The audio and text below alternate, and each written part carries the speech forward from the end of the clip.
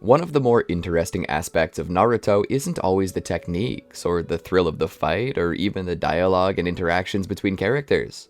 While all of these things working in tandem makes this series legendary, what I always found myself captivated by was the characterization of each individual character. To compare two different characters together and see the similarities and differences. Like between Madara and Sasuke, one is consumed by love, the other consumed by hatred. Both attempt to destroy the village. Their goals are different, yet similar. Both wish to destroy a way of life to end suffering. For Sasuke, that was destroying the system that killed his brother to foster peace under a one-world dictatorial regime centered around himself. Madara wished to retreat into a world of dreams with the rest of the world to make everyone happy, to have the things they dreamed of. But above all, my favorite characterizations were ones centered around Naruto, Obito Uchiha, Nagato Uzumaki, Gaara. All of these characterizations were pure gold. When we saw these things, we weren't seeing Naruto facing an antagonist, it was more than that. We were witnessing Naruto facing himself, a different part of him,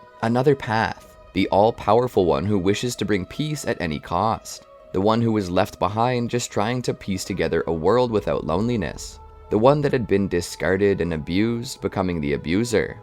The beauty of Naruto's story was that the world deals you cards, and sometimes those cards aren't the best. Sometimes the cards you get are flops, but each of us have no choice but to play them. Some will try to cheat, some will try to bluff, some will fold. But in the end, there will be some who play their cards out to the end, merely believing that the future will bring them a full house. Why am I saying all of this? Because the dynamic between Nagato and Naruto, obvious beyond words, is still one of the best dynamics in the series. So it makes me wonder, what if Naruto were in Nagato's position? What if he were there?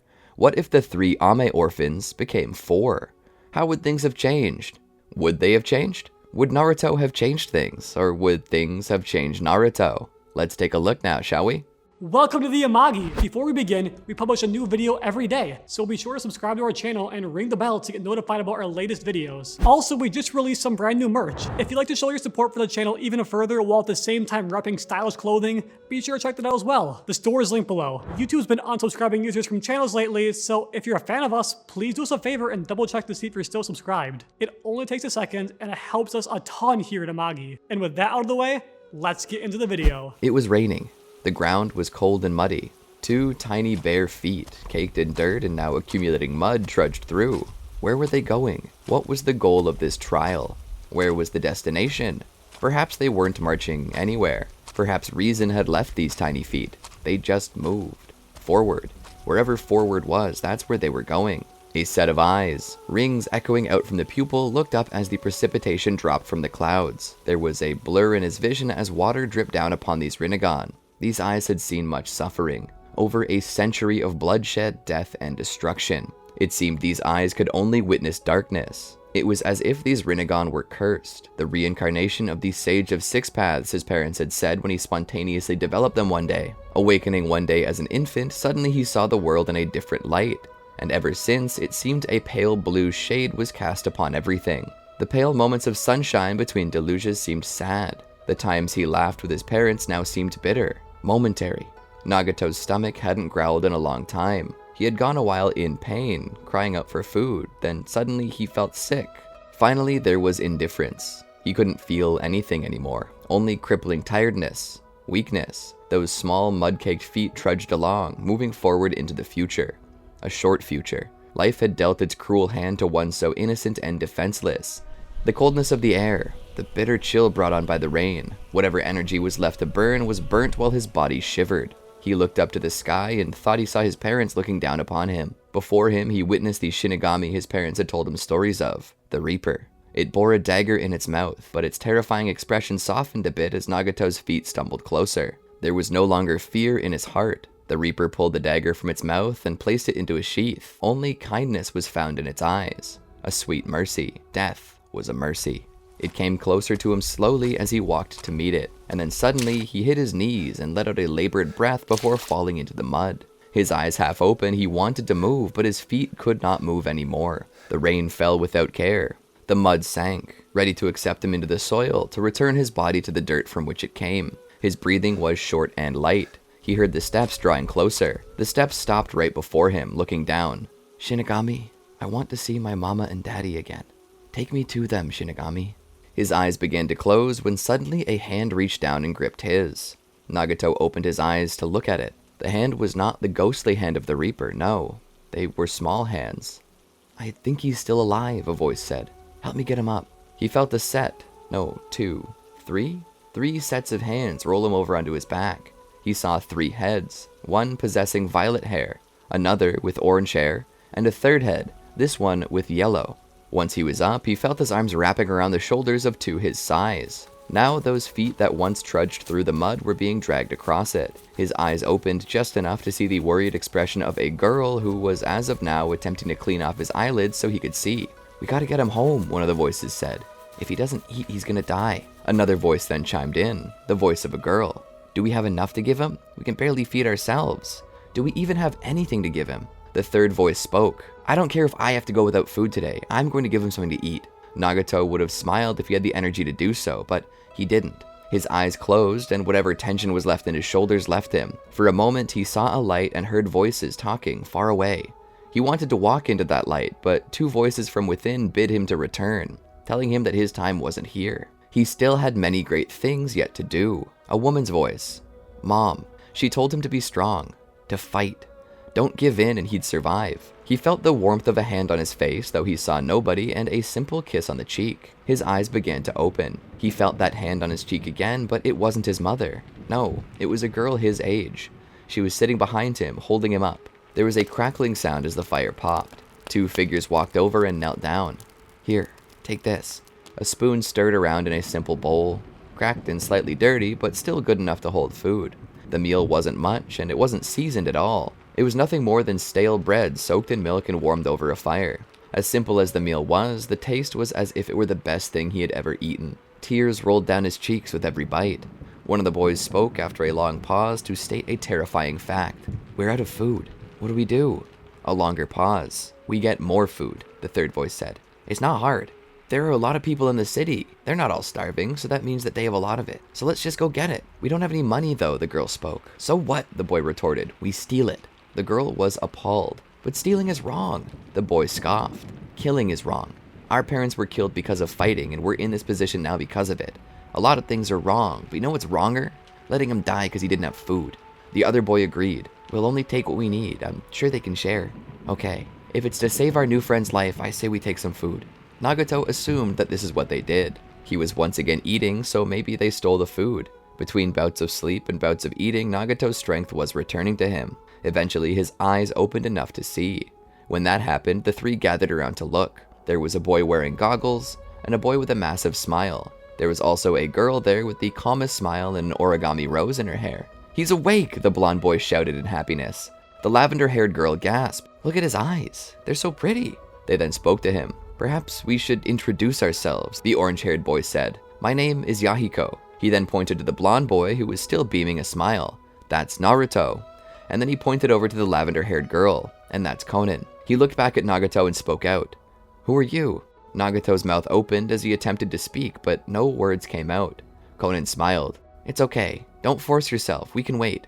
They continued to feed him and nurse him back to health with whatever they could get a hold of, and the tender care of 3 friends who had decided to adopt a new little brother. Thankfully, he was eventually strong enough to eat solid foods on his own and even hold himself up. It was then that he introduced himself as Nagato Uzumaki. Hey, that's my clan's name too, Naruto shouted out in his ever boisterous nature. Nagato was surprised at first, but then he smiled. Yahiko looked back. I guess that makes you 2 real family. Naruto looked at him. We're all family now. Nagato continued to watch. It was then that Nagato realized that Naruto, and possibly even Yahiko and Conan, had been sacrificing meals just to get him back to health. This brought tears to the boy's eyes. Naruto looked back. Uh-oh, he sprung a leak. Nagato profusely thanked Naruto over and over again. Naruto would just hug onto him. It's what friends are for. But we didn't even know each other when you saved me. How are we friends? Naruto laughed, because everyone's just a friend you haven't met yet. And now we've met, and I think it was worth it. This sent Nagato back into a fit of tears. More and more, Nagato continued to eat and regain his strength. Eventually, he was even capable of standing and walking again. More importantly, he was capable of running, which is what they had to do quite often to keep feeding themselves. Eventually, though, the 4 of them realized that things would need to change. They would need to get work in any way that they could. They couldn't just steal forever. Eventually they would get caught, and in this era there was no law, and as such, justice was something that someone took for themselves. Having seen no mercy thus far, they knew that should they get captured, it would lead to their likely demise. After all, nobody cared about unproductive children. They were considered parasites. But for the time being, they enjoyed their meals as they valiantly faced the world and attempted to deal with the cards they were dealt. As they ate, they spoke. "Where did you come from, Nagato?" He looked up. "I came from the outskirts." Conan smiled. "What was your life like before this?" Nagato thought about it. "My dad was a doctor and my mom was a nurse. They both wanted to help people and make them better when they were hurt. When the fighting began, they worked really hard to heal people who'd been hurt, no matter what side they were on." Naruto nodded. "Your parents were really nice." Nagato continued. "One night, the fighting continued, and we were hiding in the dark when ninja broke into our house." Yahiko held up his hand. "It's okay, Nagato. We don't need to drag up bad memories. Let's just remember the good stuff for now. My father was a salesman, a grocer. That's why I know how to steal well from vendors." Conan then spoke. "My dad was a farmer. I think he worked with Yahiko's dad. I guess that's why he was able to find me easily." They all looked to Naruto, the enigma of the group. He looked around. "Huh, me? Oh, I was always an orphan. I never knew my parents. I guess nobody wanted me." The collective mood of the group suddenly lowered, and Naruto sensed it. It didn't really affect him any though, so why should they care? He smiled. "Just like Yahiko didn't want you, Nagato." He was like, "We can't feed him, let's just leave him." Naruto laughed. Yahiko punched him in the arm. "Don't say things like that, Naruto." Naruto just laughed harder. Yahiko looked back. Nagato smiled. Yahiko sighed and leaned back, reclining against the wall of the cave they called home. Still, war sucks. It's because of all their fighting that we're even in this mess. We could all have been happy and with our parents. Well, I mean, almost all of us. Naruto would be no different. Sorry, Naruto. Naruto waved it off. Yahiko continued. "I hate war." He looked out the mouth of the cave at the sun as it set on the horizon. "One day, I'm gonna get enough power. Either physical or political, I'm going to stop all wars." Nagato looked out of the cave towards the sunset and smiled. That was a dream worth having. That night, all four of the orphans curled up together to sleep, sharing body heat by the dwindling fire to stave off the cold. Surely they had nothing, but what they did have they shared, and each did their part. The bonds of brotherhood made every crumb feel like a full feast, and though they had no beds or blankets, they still cuddled. As hellish as their lives were, they each were the silver lining to the other's dark clouds. That made their lives bearable, and they would fight so hard to feed each other, and the conviction of friendship made them even more effective, to the point where the four of them gained a little bit of a reputation among the villagers. Some people would leave out old food for them, others would chase them off, but the fact that they all survived was a feat that they could only owe to God and the bonds of a second family that he had blessed them with. And once more, they had to be taught a hard truth about the world, as if they hadn't been taught it already. The Leaf were attacking Ame, and this led to a massive battle between the two. It was at this point that the legendary leader of Ame, Hanzo of the Salamander, actually took the stage and stole the show. The ones who would later become known as Sannin and sages in their own rights were facing off against Hanzo. It was during this time that the orphan's puppy, Chibi, was fatally wounded and died. This weighed heavily on their hearts. That night, as they slept, the ground felt extraordinarily hard. The four would later find themselves following these three Leaf ninja. They sort of stalked the Sannin a ways until the three came to a rest. Orochimaru kept guard, looking out from the cave that they were hiding in, all while Tsunade rested. Jiraiya was busy getting something to eat. The Konoha nin seemed slightly calm by this point. Cautious, but calm. The kids watched on when suddenly the three tensed up. "We're being watched. 3 targets. No, 4, Orochimaru spoke. He drew his kunai, ready to strike them down. Jiraiya stopped him. "No, they're just kids." Orochimaru looked back at his comrade. His face was questioning, either asking, "Are you sure?" or "Does that matter?" Tsunade cut through the silence by demanding that they come out of hiding. Yahiko, the leader of the group, steps out first. "Give us some food," he said bluntly. "Where are your parents?" Jiraiya asked him. Yahiko stood silent for a moment. "They're dead. They were killed in the war." Jiraiya was silent for a moment longer. He held out his hand, offering up his rations to them. The 3 others appeared from behind the shadows and ran up to Jiraiya to take the crackers. This wasn't really about food though. They could steal food at any time. But what this had really been about was a not so elaborate plan to see if these shinobi were kind enough. That's why Yahiko was the first and only to make his appearance until it could be verified that there was no threat. Life had taught these kids about duty to your friends, sacrifice, sharing, and teamwork. But saddest of all, it taught the children that you could never trust anyone. And as it seemed, these 3 passed. They sort of hung out with the shinobi for a time, but eventually the extra company grew uncomfortable, so the three decided to prepare to leave. However, as they left through the rain, the pitter-patter of 8 tiny feet behind them could be heard. Tsunade, ever the one to grow irritated first, turned around and demanded to know why they were following them. More food? They were fresh out, so what did they hope to gain from it? Jiraiya held out his hand to stop her. His mind was open and his empathy was clear. He pointed to the little lavender-haired girl who bore in her hands a single rose made of origami paper. She presented it to Tsunade. "Thank you so much for before." It was then that the blunt Yahiko spoke up. "You're Konoha-nin, aren't you?" The statement startled the Sannin, and in return Orochimaru stepped forward. "Shall I kill them?" That statement sent a shiver down each of the children's spines. Jiraiya held out his hand again, demanding that Orochimaru stop. He relented. He told him and Tsunade to go on ahead, and that he would stay behind with the children. This surprised his group, but they accepted. This was the beginning of something beautiful. A new friendship. A mentorship. A man who was more than a teacher. A man who was like a father to them. That made them feel like a real family. And though they lost their puppy, they gained something new.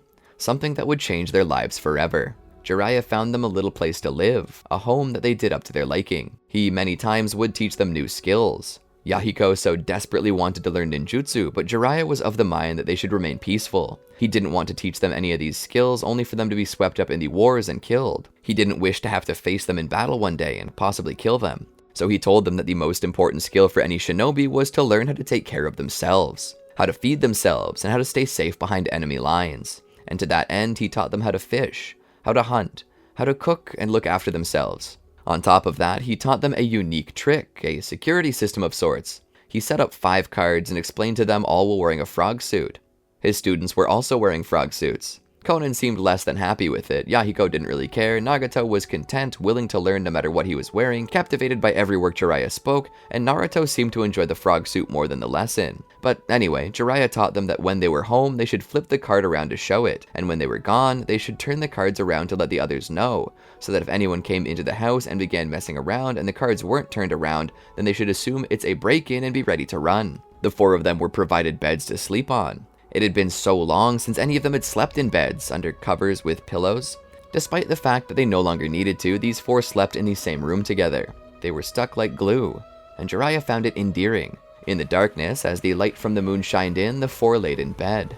"Mr. Jiraiya's really nice, isn't he?" Nagato said. Naruto looked over. "Yeah, I've never seen anyone so nice before. Is this what it feels like to be in a big family?" Yahiko looked over at them. "Yeah, but I wish you would finally teach us ninjutsu. I already know this stuff." Konan was already half asleep. Nagato spoke in reply to Yahiko. "Mr. Jiraiya said that it's important for shinobi to take care of themselves. This is probably the basics before he actually teaches us." Yahiko sighed. "I hope so." They continued to sleep. The day after, they ventured into town to find more food. It was there that they became separated from Jiraiya. To their horror, they were found by an Iwanin. The Iwanin attacked them. They attempted to defend themselves, but what could they do? They were just children against a fully trained ninja, a chunin likely. But Naruto did give up. When the Iwanin came for Konan, he jumped in the way and took the strike to his head and was knocked into a building with enough force to break the siding. Naruto would see the blood dripping from Naruto's head and scream out at the chunin. The Iwanin at first didn't understand, but then his face showed something different. His body swelled for a moment before suddenly bursting into a rainstorm of blood and guts. Konan screamed in terror as the event took place. Jiraiya ran as fast as he could to get to them. He saw the scene, the blood, Konan on the ground with Yahiko by her side, and Naruto still slumped against the wall. Jiraiya ran to Nagato and knelt down. "What happened?" Nagato just looked on and could barely formulate words. I killed him. I killed that man, the ninja." Jiraiya ran to Konan and looked to her. "Is she okay?" he asked Yahiko. Yahiko nodded. "Yeah, she's just scared." He nodded and moved to Naruto. He pulled Naruto from the siding and held him. "Naruto! Naruto! Are you okay?" There was a pulse, but he was unconscious and blood was dripping from his brow. He lifted him up. "We should go home." Yahiko helped Konan and together they all went home. They waited outside as Jiraiya tended to Naruto in the kid's room. Thankfully, it just seemed to be a minor concussion and he elected to allow him to rest. He cleaned the blood from his face and wrapped his head up. All the while, outside, Nagato sat there. Konan had a 1,000-yard stare as she looked into the ground. Yahiko was sitting by her. Nagato looked at her. "Konan, are you okay?"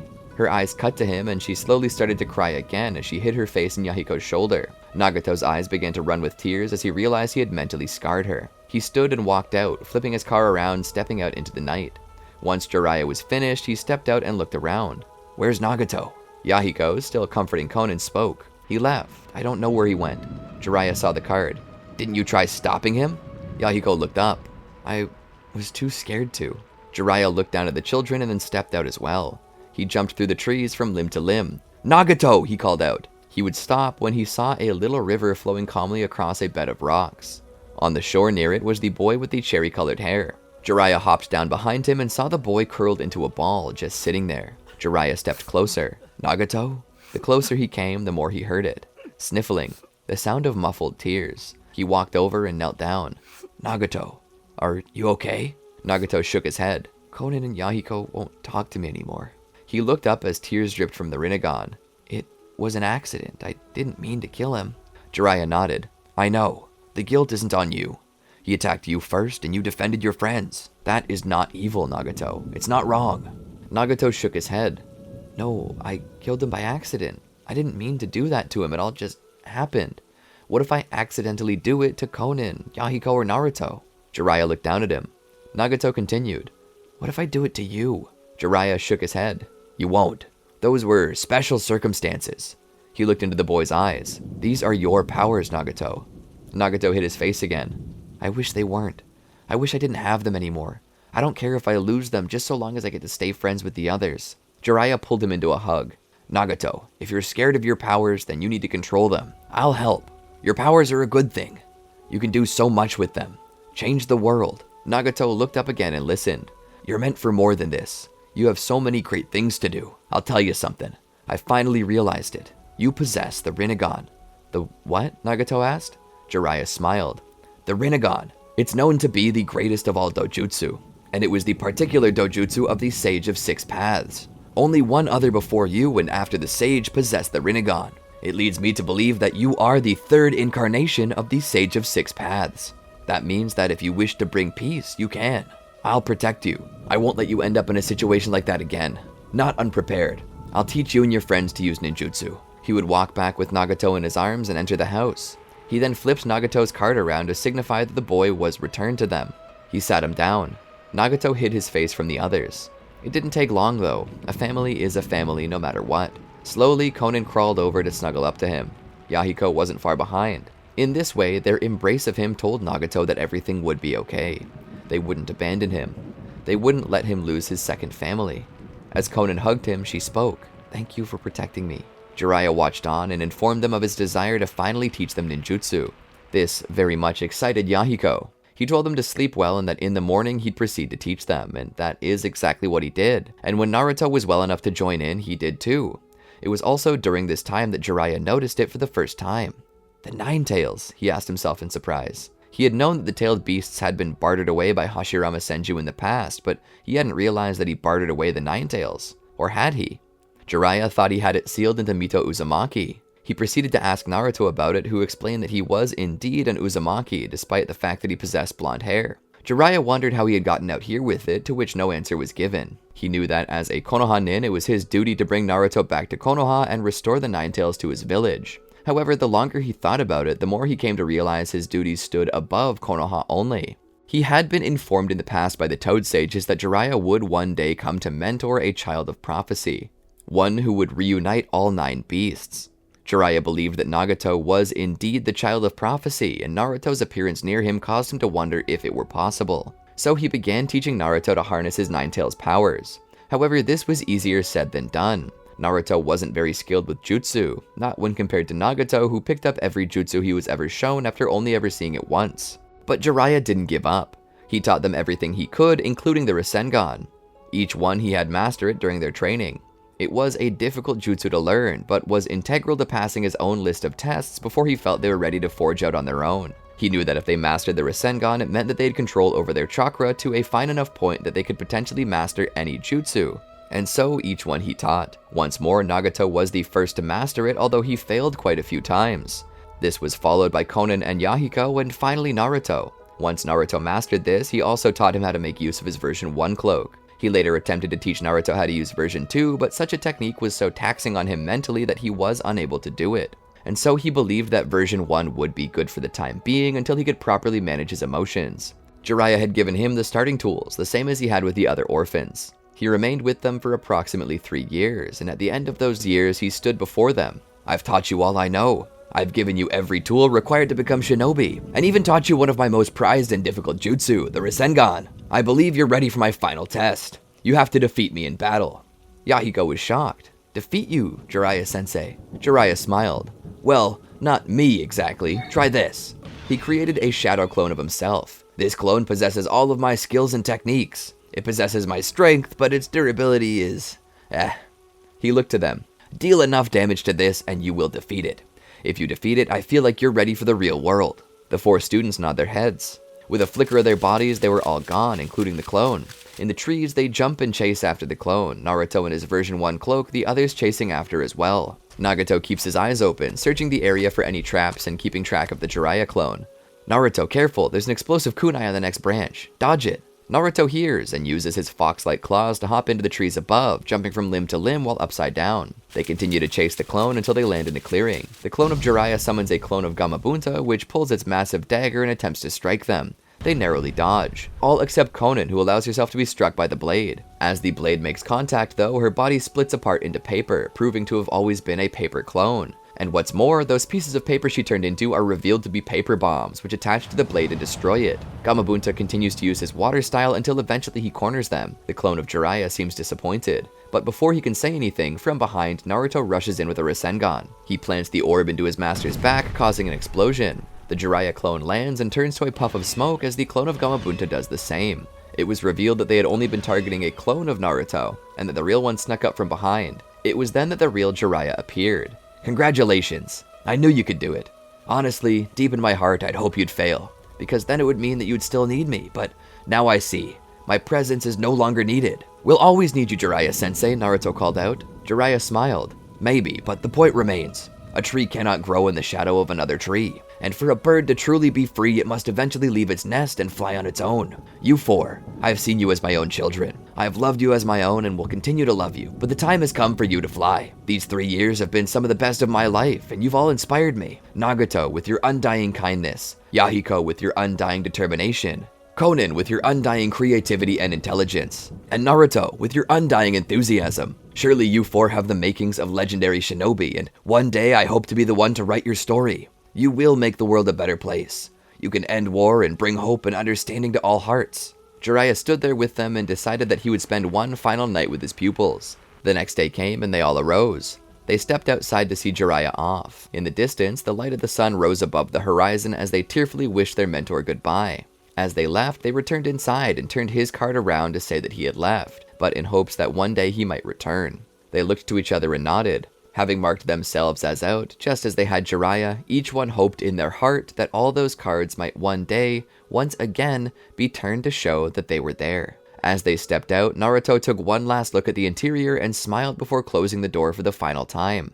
He turned to the others. The sun was rising. It was daybreak. With hope in their hearts for a better future, they forged ahead into the unknown, into the sunrise, into the daybreak, into the Akatsuki. Oh my soul, I loved this story so much. The Akatsuki always have been and always will be ranked among my favorite organizations in all of fiction. While originally I thought their coat was tacky, especially with the big red cloud, I came to appreciate it. Not because my tastes changed and now I love that ugly ass coat, but because of the people in it, the history behind it, the past, present, and future of the organization. Much like everything else in Naruto, it represents a dream, a pure dream, a dream that was eventually corrupted by the red mist of war. But eventually it finds its way back, having accomplished its dream and goals. And just like each villain, it finally found its rest after reaching the peace it desired. I hope you all enjoyed this what if. It was truly a fun one to write, and if you enjoyed it enough, I might extend it into a series of videos following their adventures, as well as the future. I sort of plan to do so anyway, but it all depends upon if you guys received it well. Did you enjoy our video? Well, then be sure to check out these other great videos from the Amagi, and make sure to subscribe and ring the bell to get notified about our latest videos.